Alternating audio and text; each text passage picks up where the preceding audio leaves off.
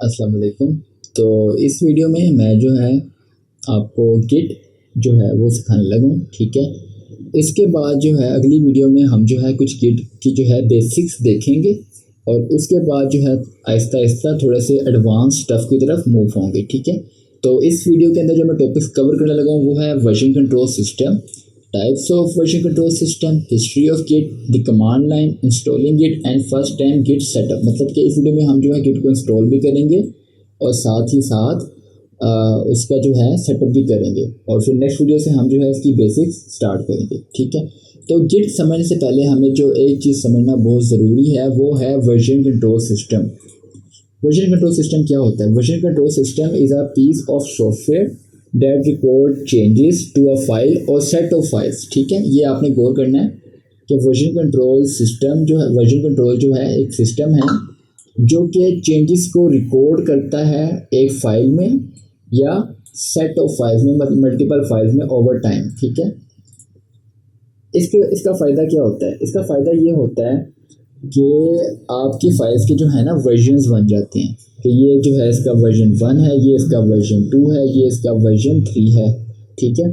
इसका फ़ायदा ये होता है कि आपने देखना हो कि आपने ये चेंज कब किया था, आप बड़े इजीली इस सॉफ्टवेयर की मदद से देख सकते हैं।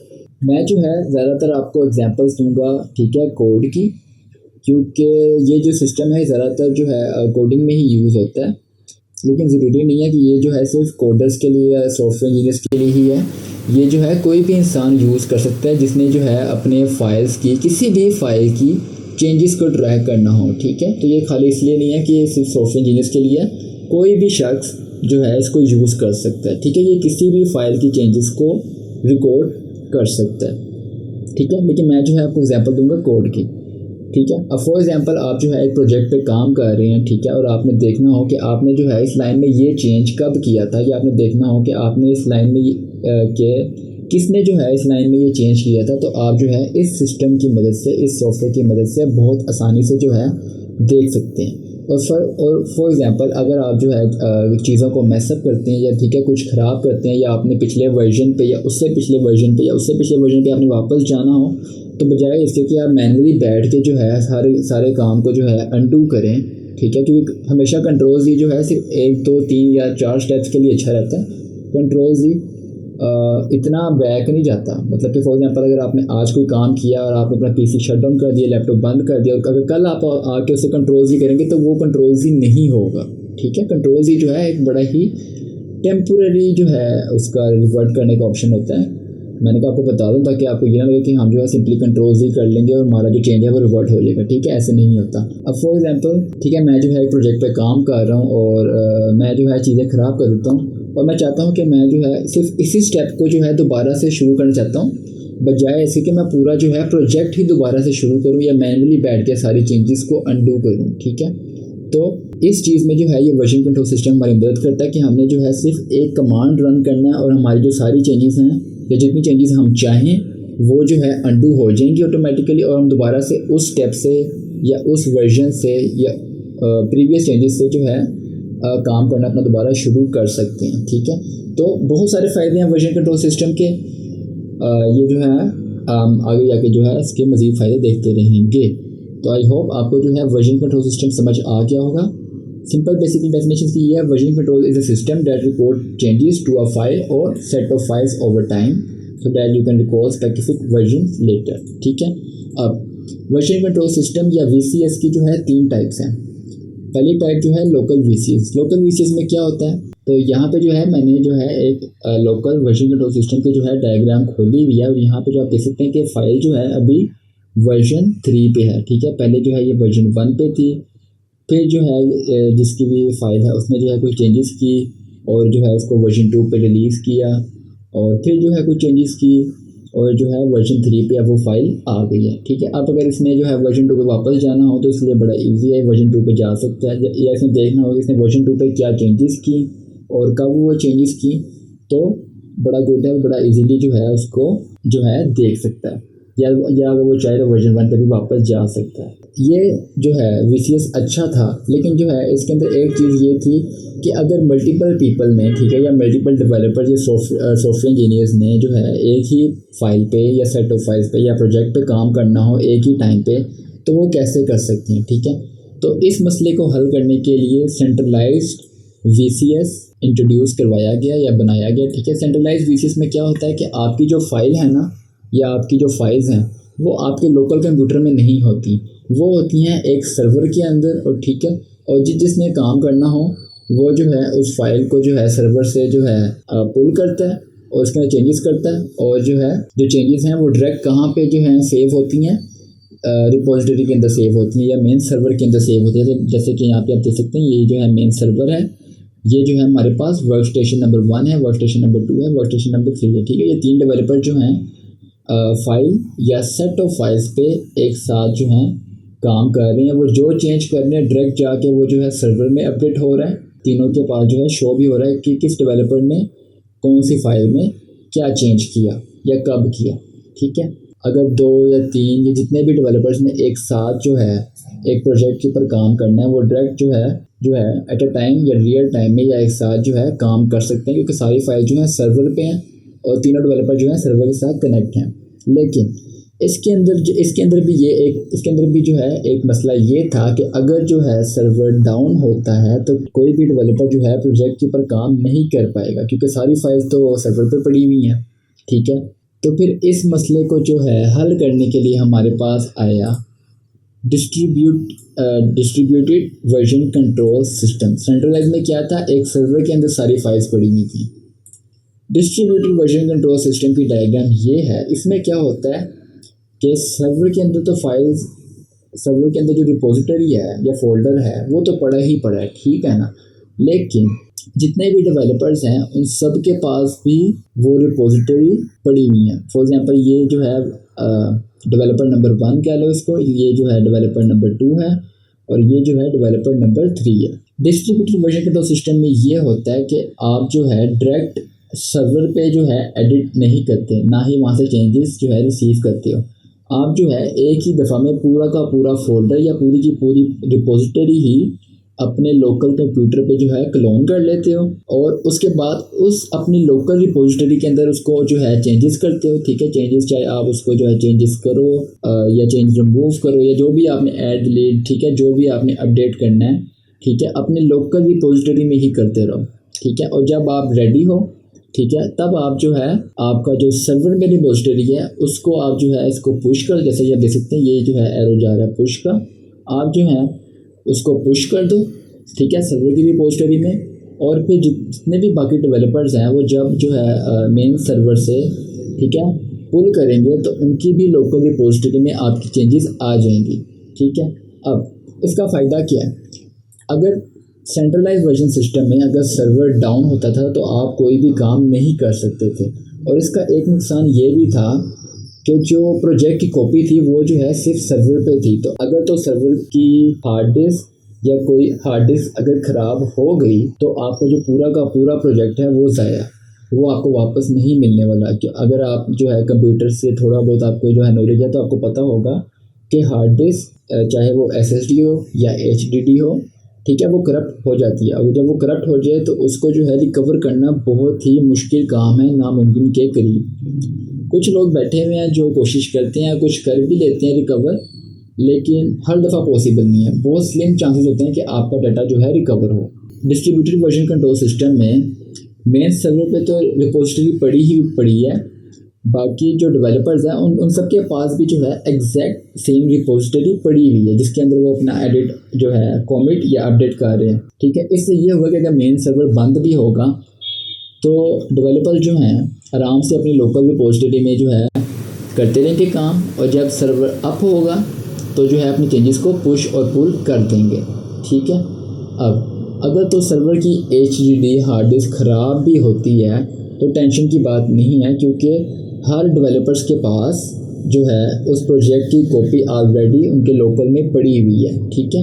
अब ये जो आप रिपोजिटरी मेन सर्वर पे देख रहे हैं ना, ये लिखा हुआ सर्वर, ये रिपोजिटरी जो मेन सर्वर पे है, ठीक है, यही एग्जैक्ट सेम रिपोजिटरी यहाँ पे भी है।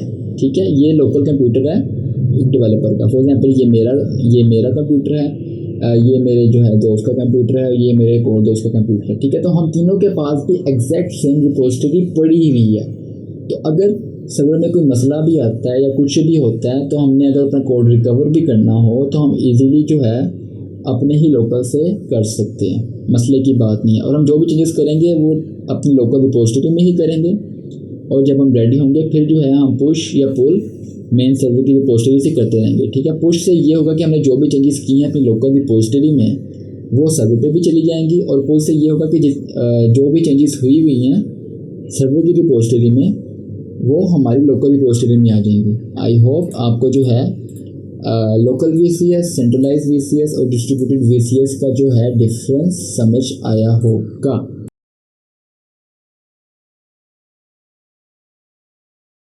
अब गिट की थोड़ी सी हिस्ट्री देख लेते हैं कि गिट जो है कैसे बना, ठीक है। गिट की आने से पहले बाकी भी जो है VCS मौजूद थे, जिस तरह के यहाँ पे मैंने लिखा हुआ है बिट कीपर, ठीक है। ये भी जो है एक वर्जन कंट्रोल सिस्टम था। तो गिट की ज़रूरत क्यों पड़ी जब ऑलरेडी VCS पड़े हुए थे, और गिट आज इतना फेमस क्यों है कि मोस्ट ऑफ द पीपल्स को 90% ऑफ द पीपल को गिट के अलावा कोई वर्जन कंट्रोल सिस्टम का नाम पता ही नहीं है। गिट जो है वो लाइनस टोरवल्ड्स, ठीक है, ने क्रिएट किया था। Linus Torvalds is the creator of Linux kernel. अगर आपको नहीं पता कि लिनक्स कर्नल जो है किसने बनाया है, तो वो बनाया है लाइनस टोरवल्ड्स ने, इसलिए उसके नाम में जो है लिनक्स आता है, जो कि लाइनस से ही लिया गया, ठीक है। तो जब ये जो है लिनक्स बना रहे थे, ठीक है, जब लाइनस टोरवल्ड्स साहब और जो लिनक्स की कम्युनिटी थी, जो बाकी डेवलपर्स थे, जब वो लिनक्स बना रहे थे तो वो जो वर्जन कंट्रोल सिस्टम यूज़ कर रहे थे वो था बिट कीपर। लेकिन हुआ ये कि जो लाइनस थे और जो ये कमर्शियल कंपनी थी बिट कीपर, लाइनस और बिट कीपर के दरमियान जो ताल्लुकात जो हैं वो ख़राब हो गए, ठीक है। उनके बीच कोई अनबन हो गई। बिट कीपर ने क्या किया, बिट कीपर ने कहा कि भाई हम आपको जो अपना सॉफ्टवेयर है अब वो फ्री में यूज़ नहीं करने देंगे, अगर आपने अब हमारा सॉफ्टवेयर यूज़ करना है तो आपको पैसे देने होंगे, ठीक है। मतलब पहले वो जो है फ्री में दे रहे थे लाइनस को कि आपने अगर हमारा सॉफ्टवेयर यूज़ करना है लिनक्स बनाने के लिए तो आप फ्री में कर लें, हमें कोई मसला नहीं। लेकिन फिर ये हुआ कि इनके बीच कोई अनबन हो गई, और उसके बाद जो है बिट कीपर ने कहा कि आपको जो है हमें पैसे देने पड़ेंगे अगर अब आपने हमारा सॉफ्टवेयर यूज़ करना है। लाइनस ने कहा कि मैं जो है अपना जो है वर्जन कंट्रोल सिस्टम खुद का बना लेता हूँ। और जब वो बिट कीपर को यूज़ कर रहे थे तो उन्होंने जो है गिट को बनाते हुए कुछ पॉइंट रखे, ठीक है, जो उन्होंने सीखा बिट कीपर से, उसको देखते हुए उन्होंने जो है कुछ जो है गोल्स अपने बनाए। Some of the goals were as follows, यानी गिट को बनाते हुए ये गोल्स जो हैं इन्होंने जहन में रखे कि स्पीड बहुत होनी चाहिए हमारे जो है सॉफ्टवेयर की, सिंपल डिज़ाइन होना चाहिए, इजी टू यूज़ होना चाहिए, strong support for non linear development, मतलब कि 1000 ऑफ पैरेलल ब्रांचेस, ठीक है। ब्रांचेस क्या हैं ये हम जो है आगे जाके देखेंगे। फुली डिस्ट्रीब्यूटेड, मतलब कि सेंट्रलाइज बिल्कुल ना हो और फुली डिस्ट्रीब्यूटेड हो, ठीक है। ऐसे ही जो है जो मैंने आपको दिखाया है अभी डिस्ट्रीब्यूटेड वर्जन कंट्रोल सिस्टम, मतलब कि फुली डिस्ट्रीब्यूटेड हो। Ability to handle large project like the Linux kernel efficiently, मतलब कि जितने भी जो है बड़े प्रोजेक्ट्स हैं जैसे कि माइक्रोसॉफ्ट हो गया, ठीक है, गूगल हो गया, गूगल एक बहुत बड़ा प्रोजेक्ट है, ठीक है। तो ऐसे मतलब कि बड़े प्रोजेक्ट्स को हैंडल कर सके एफिशिएंटली स्पीड के साथ, ठीक है। तो ये जो है कुछ गोल्स थे जो लाइनक्स ने जो है अपने जहन में रखे गिट को बनाते हुए, और ये सारी चीज़ें आपको गिट के अंदर मिल जाएंगी। और यही रीज़न है कि गिट जो है आज इतना फेमस वर्जन कंट्रोल सिस्टम है, ठीक है। अगला जो है वो है दी कमांड लाइन। तो मैंने यहाँ पे ये क्यों लिखा है, बेसिकली अगर आपने गिट को यूज़ करना है तो आपने जो है कमांड लाइन से ही यूज़ करना है, ठीक है। इसके जो है कुछ GUI भी मतलब कि ग्राफिकल यूज़र इंटरफेस भी पड़े हुए हैं, लेकिन उसके अंदर जो है गिट की सारी फंक्शनैलिटी नहीं है। गिट की जो सारी फंक्शनैलिटी है वो जो है सिर्फ कमांड लाइन में है, और मैं भी जो है आपको गिट को जो है कमांड लाइन से ही यूज़ करना सिखाऊंगा। अगर आपने कमांड लाइन पे गिट को यूज़ करना सीख लिया तो अगर आप कोई भी GUI यूज़ करेंगे गिट का या गिट के लिए तो आपको मुश्किल नहीं होगी। लेकिन अगर आप GUI यूज़ करेंगे और बाद में अगर आप कमांड लाइन पे आना चाहेंगे तो आपको जो है बहुत मुश्किल होगी, ठीक है।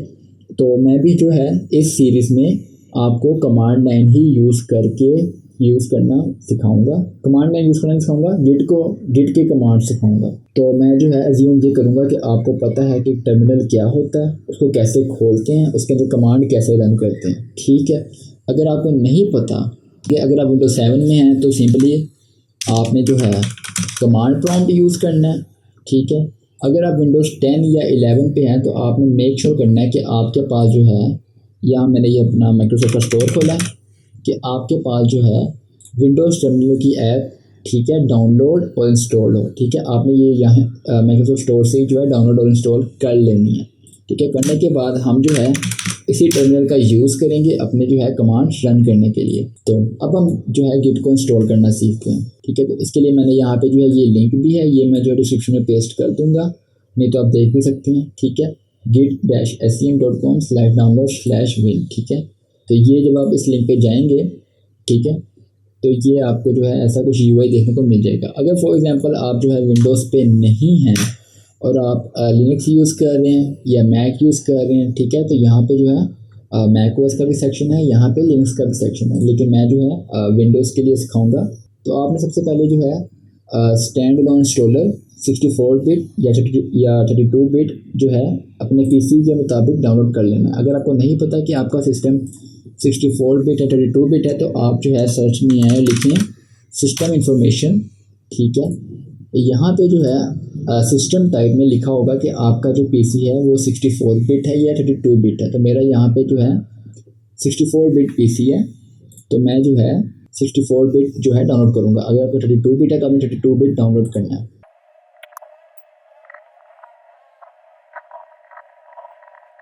अगर मैं यहाँ पे जो है अपना टर्मिनल खोलूँ और यहाँ पे मैं लिखूँ गिट भी या कुछ भी, तो आप देख सकते हैं कि गिट जो है मेरे पीसी में अभी इंस्टॉल नहीं है। तो जो आपने अब जो है इसकी इंस्टॉलर फाइल डाउनलोड किया, ठीक है, इसको सिंपली आप ओपन करें, जहाँ पे आपने डाउनलोड किया वहाँ से ओपन कर लें। मैं जो है क्योंकि आईडीएम यूज़ कर रहा हूँ तो मैं सीधा यहीं से जो है ओपन कर लूँगा। सबसे पहले जो लाइसेंस है उसको आप एक्सेप्ट कर लें। इसको आपने गिट को जो है कहाँ पे सेव करना है, ठीक है, इसको ना छिड़िएगा, इसको ऐसे ही रहने दें। अब नेक्स्ट पर क्लिक करते हैं। आपने यहाँ पे जो है कुछ चीज़ें जो हैं चेक करनी है, ठीक है। एक आपने ये चेक करना है कि add Git Bash profile to Windows terminal. अगर आप चाहें तो इसको भी चेक कर सकते हैं कि check daily for Git for Windows update, ठीक है। नेक्स्ट पे क्लिक करें, फिर नेक्स्ट पे। अब यहाँ पे जो है ये जो है डिफ़ॉल्ट एडिटर जो है पूछ रहा है गिट के लिए।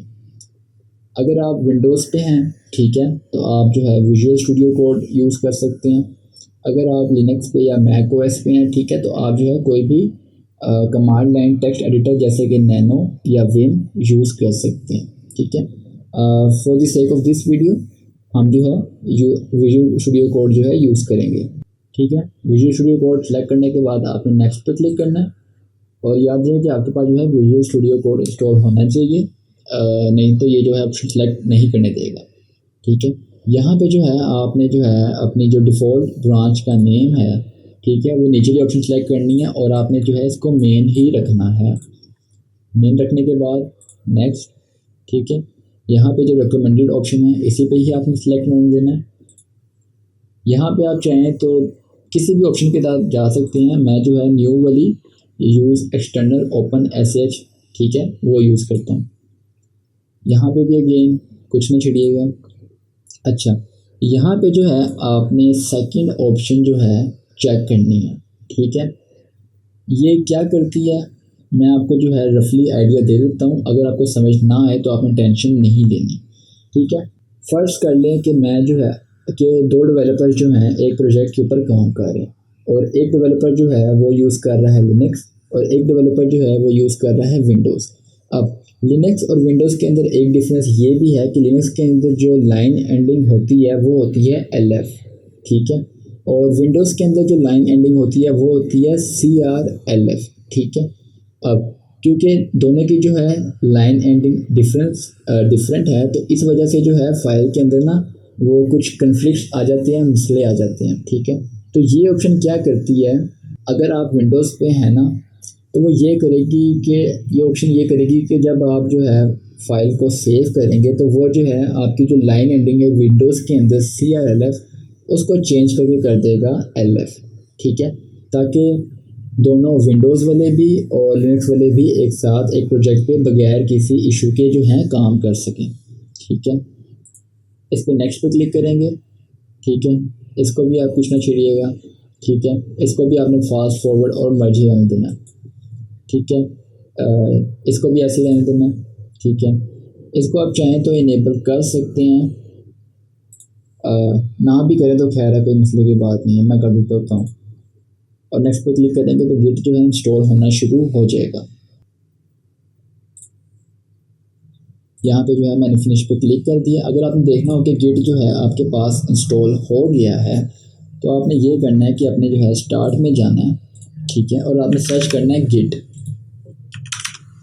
ठीक है। आपके पास जो है गिट बैश भी आ रहा होगा, गिट GUI भी आ रहा होगा और गिट भी आ रहा होगा। वैसे खैर ये तो जो फाइल है इंस्टॉल वो वाली है, लेकिन हम जो है ये करेंगे कि आपने जो है टर्मिनल खोलना है और टर्मिनल खोलने के बाद आपने जो है लिखना है git-v, वी मतलब कि वर्जन, और ये बता रहा है कि मेरे पास जो है गिट का वर्जन 2.48.1 है, ठीक है। At the time of this video is being recorded, ये जो है बिल्कुल लेटेस्ट वर्जन है, ठीक है। अगर आप फ्यूचर में देख रहे हैं तो हो सकता है आपके पास डिफरेंट वर्जन शो हो रहा हो, ठीक है, तो टेंशन की बात नहीं है। जब मैं वीडियो बना रहा हूँ तब ये वर्जन जो है लेटेस्ट है विंडोज़ के लिए। जो अगला स्टेप है, हमने गिट को जो है इंस्टॉल कर लिया, ठीक है, और मैंने जो आपको स्टेप बताए हैं आपने एग्जैक्टली उसी स्टेप के साथ जो है इंस्टॉल करना है। सेटअप करने से पहले मैं जो है एक चीज़ ऊपर बताना भूल गया था कि वर्जन कंट्रोल सिस्टम जो है हमारे चेंजेस को जो सेव करता है वो कहाँ पे करता है। बेसिकली VCS जो हमारे चेंजेस को सेव करता है वो जो है एक डेटाबेस के अंदर करता है, और अभी जो है मैं आगे जाके आपको दिखाऊंगा वो डेटाबेस की, वो डेटाबेस कहाँ पे एग्जिस्ट करता है गिट का, ठीक है। अब हम जो है अपना गिट का थोड़ा सा सेटअप करने वाले हैं, ठीक है। ये सेटअप करना ज़रूरी है ताकि जब हम गिट को गिटहब के साथ यूज़ करने लगे या कुछ कमेंट वगैरह करने लगे तो आपको जो है किसी चीज़ के जो है एरर वगैरह शो ना हो। गिट के सेटअप के अंदर हमने सबसे पहले अपना नेम और ईमेल सेट करना है, ठीक है। इसके लिए आपने जो है अपना टर्मिनल खोलना है और आपने जो है लिखना है यहाँ पे git config -global config user dot name, और यूज़र डॉट नेम लिखने के बाद आपने डबल कोट्स खोलने हैं, ठीक है, और उसके अंदर आपने अपना नाम लिखना है। मेरा नाम ज़ुबैर खान है तो मैं जो है अपना नाम लिख रहा हूँ, आपने डबल कोट्स के अंदर अपना नाम लिखना है। ये आप कमांड देख लें, ठीक है। ये लिखने के बाद आपने एंटर प्रेस करना है और आपका जो नेम है वो सेट हो गया। अब हम अपना जो है ईमेल सेट करेंगे git config -global user dot email, ठीक है। फिर आप चाहें तो डबल कोट्स खोल सकते हैं, अगर नहीं चाहते तो नहीं भी खोलते ईमेल में, क्योंकि रीज़न ये है डबल कोट्स खोलने की कि आप देखेंगे ज़ुबैर खान के अंदर स्पेस है, ठीक है। जहाँ पे स्पेस आ जाए ना वहाँ पे जो है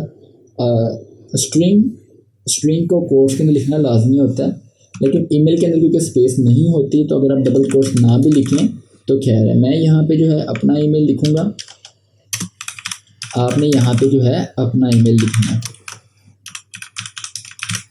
ठीक है। तो मैंने यहाँ पे अपना ईमेल लिख दिया और मैंने यहाँ पे अपना नाम सेट कर दिया, अपना ईमेल सेट कर दिया।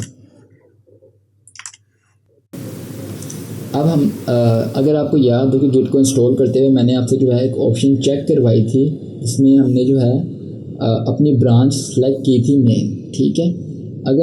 अगर आप जो है लिनक्स पे हैं या मैकओएस पे, मैकओएस का मुझे इतना पता नहीं है, अगर आप लिनक्स पे हैं तो आपने जो है ये कमांड रन करना है git config global init dot default branch name। इससे हम जो अपनी जो डिफ़ॉल्ट ब्रांच है उसको मेन सेलेक्ट कर रहे हैं। अगर आपने मेरे स्टेप के लिहाज से गिट को इंस्टॉल किया है तो आप ये वाला जो कमांड है इसको स्किप कर सकते हैं, ठीक है, कोई जो है परेशानी की बात नहीं है। अगला जो हमारे पास है वो है सेटअप ब्रांच रिकंसाइलेशन। अगर आपको नहीं पता ये क्या होता है तो आपको परेशान नहीं होना, ये जो है हम आगे जाके वीडियोस में देखेंगे। अभी आपने बस ये करना है git config ग्लोबल पुल डॉट रीबेस फॉल्स। ठीक है, अगर आपने मेरे स्टेप के लिहाज से गिट को इंस्टॉल किया है, मेरी वाली ऑप्शन सेलेक्ट किया, तो आप अगेन इस कमांड को जो है स्किप कर सकते हैं, परेशानी वाली कोई बात नहीं है। ये उनके लिए है जो कि लिनक्स पे हैं, ठीक है, या मैक ओएस पे, ठीक है। और फिर आपने जो है उसको एंटर कर देना। अब हमारे पास जो अगला स्टेप है वो है क्रिएट एंड लिंक SSH की, ठीक है। लेकिन इससे पहले अगर आपने जो है अपनी सेटिंग देखनी हो, मतलब कि ये जो है ना, हमने बेसिकली गिट की ना सेटिंग की है, ठीक है। गिट के अंदर हमने अपना नाम स्टोर किया, अपना ईमेल स्टोर किया, अपनी ब्रांच सेट किया और रीबेस को जो है फॉल्स किया। अगर हमने अपनी सेटिंग्स देखनी हो, ठीक है, तो हम कैसे देख सकते हैं? तो आपने यहाँ पे लिखना है Git config dash dash list dash keys, okay, maybe not. तो यहाँ पे आपने लिखना है डैश डैश लिस्ट, हाँ ठीक है, लिस्ट कीज नहीं था, खाली लिस्ट था। Git config dash dash list, और यहाँ पे जो है आपको अपनी सेटिंग देखने को मिल जाएगी गिट की, ठीक है। अगर हम यहाँ पे देखें तो पुल डॉट रीबेस जो हमने अभी किया वो फॉल्स हो गया।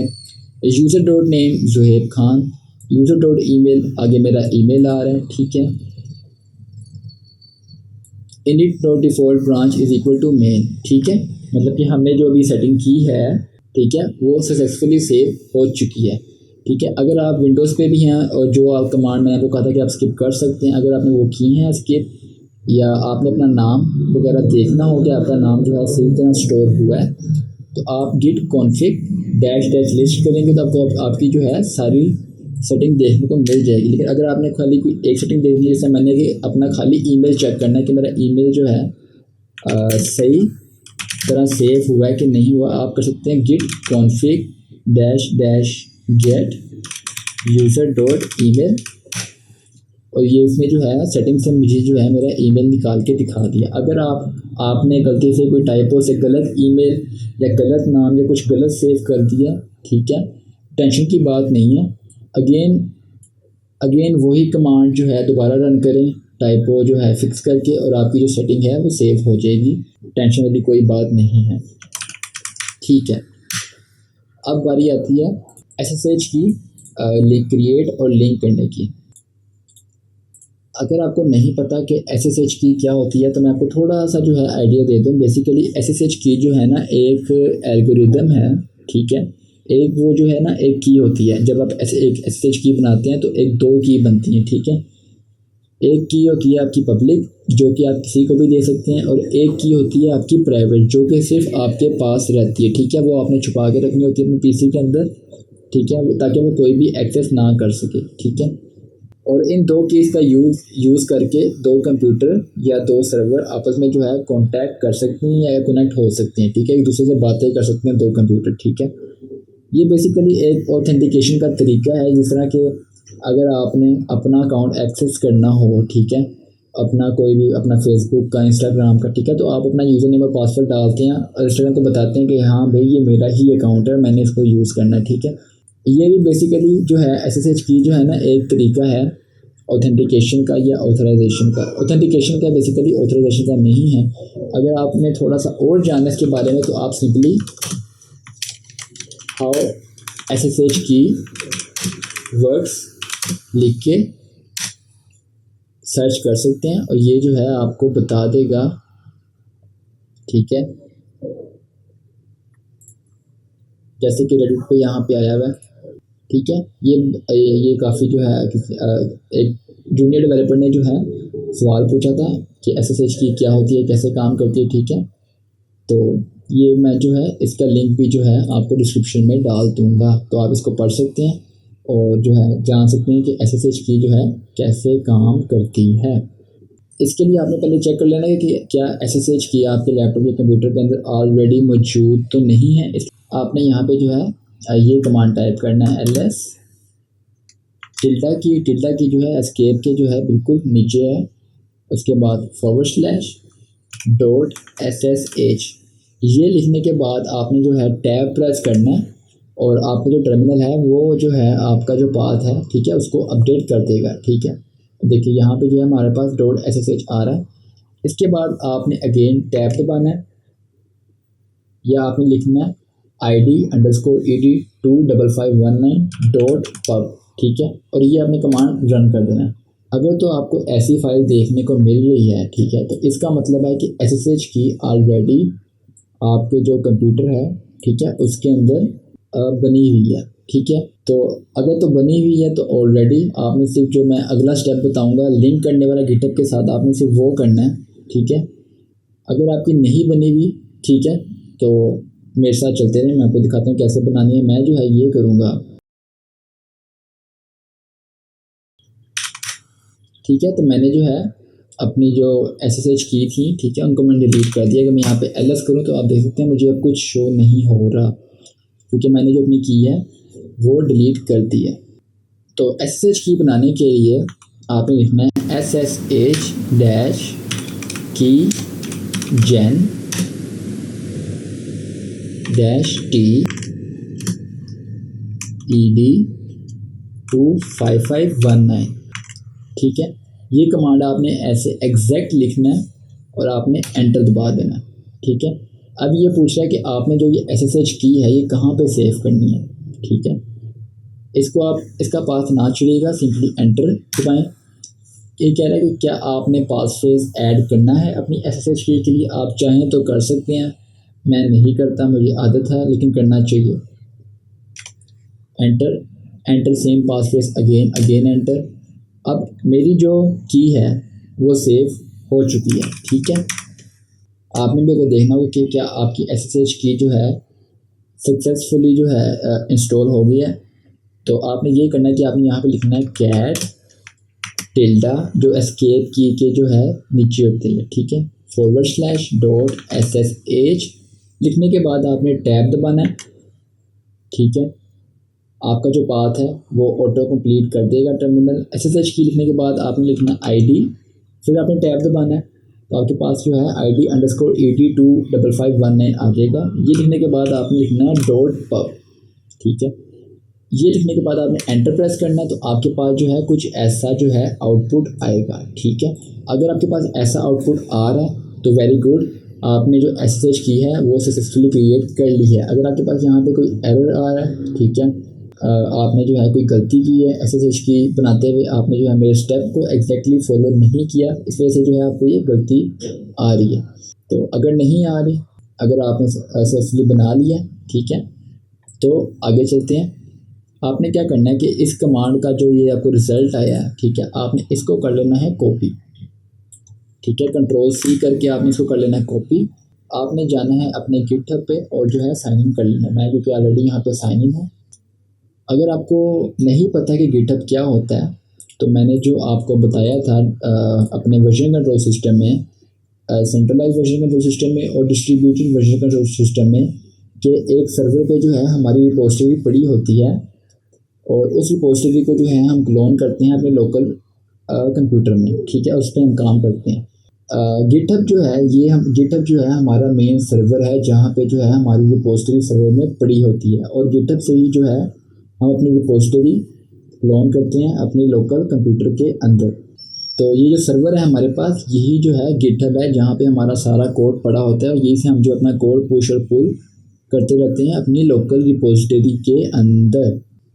तो फिर आपने गिटहब की सेटिंग में जाना है, SSH एंड GPG की में जाना है, न्यू SSH की पे क्लिक करना है। यहाँ पे आप इसको टाइटल दे देना है अपनी SSH की का, मैं रख दूँगा PC की। ठीक है, और जो आपने की अभी कॉपी की है उसको आपने यहाँ पे पेस्ट कर देना है। ठीक है, इसको आप सेव कर लें। पासवर्ड मांग रहा है, मैं जो है अपना पासवर्ड यूज़ करूँगा, और मेरी जो की है वो गिटहब के साथ लिंक हो गई है। अब जब आपने अपनी SSH की जो है लिंक कर लेनी है गिटहब के साथ, ठीक है, तो आपने इसको चेक कैसे करना है कि ये जो है गिटहब जो है लोकली आपके जो है कंप्यूटर से जो है क्या, मतलब कि आपकी SSH की बन तो गई है, क्या काम कर रही है या नहीं कर रही। ठीक है, तो उसके लिए जो है आपने वापस अपने टर्मिनल में आना है और आपने लिखना है SSH-T git add github.com, ठीक है। ये आपने एग्जैक्ट कमांड ऐसे लिखना है और आपने एंटर कर देना है। ये आपसे पूछेगा, ठीक है, are you sure you want to continue connecting, yes लिख के आपने एंटर करना है। और यहाँ पे आ रहा है हाई Napster 420, जो कि मेरा गिटहब का यूज़र नेम है। You have successfully authenticated but GitHub does not provide shell access, ठीक है। अगर आपके पास जो है ऐसा मैसेज आ रहा है तो आपकी जो की है वो सक्सेसफुली गिटहब के साथ लिंक हो चुकी है। तो आई होप आपको जो है यहाँ पे ये चीज़ें समझ आई होंगी कि वर्जन कंट्रोल सिस्टम क्या होता है, कितनी टाइप्स होती हैं। आपको जो समझने की ज़रूरत है वो खाली है डिस्ट्रीब्यूटेड वर्जन कंट्रोल सिस्टम, ठीक है। इसका मैं आपको रिकैप दे दूं कि हमारे पास जो है सर्वर के अंदर एक रिपोजिटरी होती है, जो कि इस वीडियो सीरीज़ के अंदर हम जो है गिटहब का यूज़ करेंगे, ठीक है। गिटहब पे हमारी जो है रिपोजिटरी पड़ी होगी और हम जो है उस रिपोजिटरी को अपने लोकल के अंदर क्लोन कर लेंगे। पूरी की पूरी रिपोजिटरी, सारी फाइल्स, हर कुछ जो है हमारे लोकल में क्लोन हो जाएगा। फिर हम जो भी काम करेंगे अपनी लोकल रिपोजिटरी में करेंगे, जितने कमिट करेंगे या जितने भी हम चेंजेस करेंगे अपनी लोकल रिपोजिटरी में। और जब हम रेडी होंगे उसके बाद जो है हम गिटहब पे जो है अपने चेंजेस पुश या पुल करेंगे, ठीक है। मैंने आपको गिट की हिस्ट्री भी बता दी कि गिट जो है किसने बनाया और क्यों बनाया, क्योंकि उसके ताल्लुकात बिटकीपर से ख़राब हो गए थे, ठीक है। और ये गोल्स थे गिट के, जिसकी वजह से गिट जो है जितना फेमस है। उसके बाद मैंने आपको बताया कि हम जो है कमांड लाइन का, उसके बाद मैंने आपको गिट को इंस्टॉल करना सिखाया, उसके बाद हमने जो है गिट का सेटअप किया, ठीक है। तो अगली वीडियो में अब मैं जो है आपको गिट की कुछ बेसिक्स जो है सिखाऊंगा VS कोड के अंदर, ठीक है। तो तब तक के लिए अल्लाह हाफिज़।